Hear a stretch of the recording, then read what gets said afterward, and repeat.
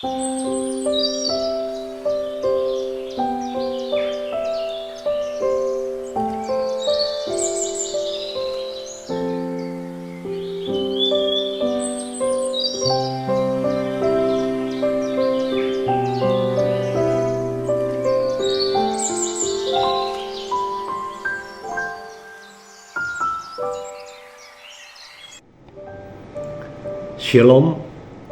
salam jumpa lagi di Weekend with Jesus, Sabtu 10 Februari 2024 dengan tema Memiliki Tuhan yang penuh belas kasih.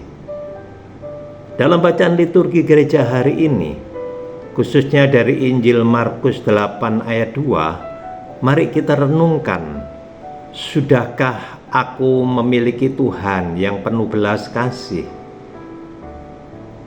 Di dalam perikop ini ada sekitar 4.000 orang mengikuti Yesus untuk mendengarkan pengajarannya. Sudah 3 hari mereka mengikuti, sehingga mereka pun kehabisan bekal makanan. Mereka ada yang berasal dari tempat yang jauh. Jika mereka pulang dalam keadaan lapar, bisa kehabisan tenaga di tengah jalan dan mereka bisa pingsan.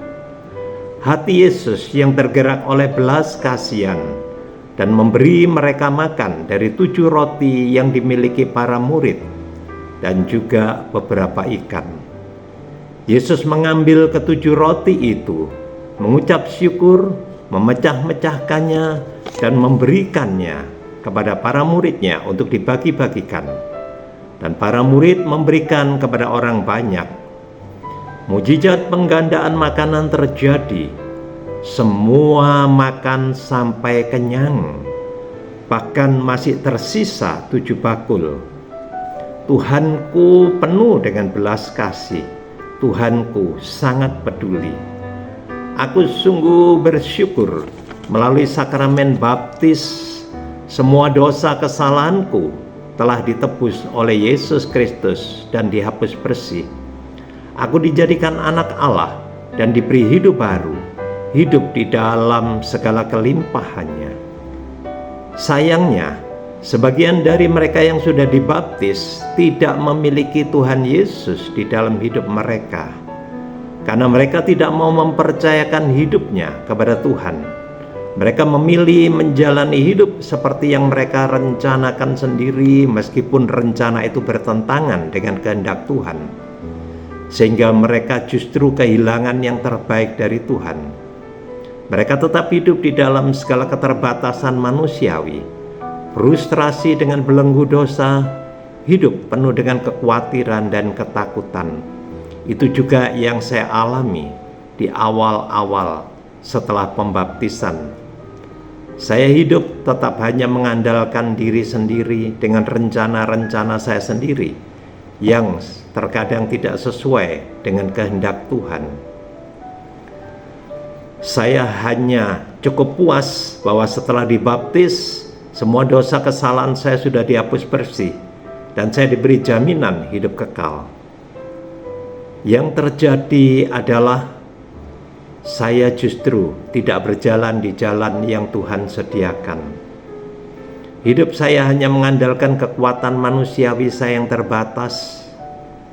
Dan ketika ada masalah yang lebih besar dari kemampuan saya untuk bisa mengatasinya, saya menjadi khawatir, saya menjadi takut, asam lambung naik sendiri.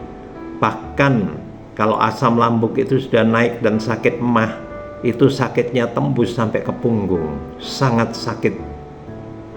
Saya bersyukur saya punya Tuhan yang sungguh mengasihi saya, yang tidak ingin anaknya hilang binasa di jalan yang salah. Saya disadarkan bahwa permasalahan saya adalah ketidakpercayaan, bahwa saya tidak berani mempercayakan hidup saya kepada Tuhan. Waktu itu saya bertobat setelah 9 tahun pembaptisan saya. Saya berbalik, saya belajar untuk mempercayai Tuhan. Saya mulai membaca firman, saya mulai berdoa, dan saya mulai melakukan firman itu. Saya mulai menyerahkan hidup saya kepada Tuhan. Dan saya boleh mengalami Tuhan sungguh nyata. Tuhan sungguh ada. Tuhan membimbing hidup saya dalam kehidupan sehari-hari saya. Dan melalui peristiwa itu, hidup saya berubah total. Saya berani semakin mempercayakan hidup saya kepada Tuhan. Iman saya semakin bertumbuh. Dan yang terjadi adalah kebenaran-kebenaran firman boleh saya alami. Hidup saya tidak lagi dikuasai oleh kekhawatiran, ketakutan, meskipun masalah tetap terjadi. Saya bahkan boleh mengalami apa yang difirmankan Tuhan. Damai sejahtera Allah yang melampaui segala akal justru boleh saya alami dalam hidup sehari-hari saya. Saya mengalami sukacita, hidup berkeluarga saya juga diubahkan. Kasih Allah sungguh nyata ada. Bapak Ibu terkasih dalam Kristus, mari kita perlu renungkan kembali. Memiliki Tuhan dan dimiliki Tuhan adalah sesuatu hal, dua hal yang sangat berbeda. Saya bersyukur melalui pembaptisan saya menjadi milik Tuhan. Dan setelah saya bertobat, saya disadarkan Tuhan dan saya mulai menjalani hidup sebagai orang Katolik dengan memiliki Tuhan, yaitu dengan mempercayakan sepenuhnya hidup saya kepada Tuhan, mempercayai Tuhan secara total. Maka saya memiliki Tuhan dalam hidup sehari-hari saya, dalam kehidupan pribadi saya, dalam kehidupan pekerjaan, dalam kehidupan berkeluarga, dan dimanapun saya berada. Saya tidak sekedar hanya dimiliki oleh Tuhan melalui sakramen baptis dan sakramen-sakramen yang lain, tetapi saya juga memiliki Tuhan di dalam kehidupan saya. Saya merindukan agar semua pendengar, mereka yang melihat video klip ini, Bapak, Ibu, saudara-saudari yang dikasihi Tuhan, Anda pun mengambil satu keputusan yang jelas bahwa tidak sekedar hanya dibaptis dan dimiliki Tuhan, tetapi Anda juga mau menyerahkan hidup Anda kepada Tuhan, mempercayai Tuhan secara total dan memiliki Tuhan dalam seluruh sisi hidup Anda.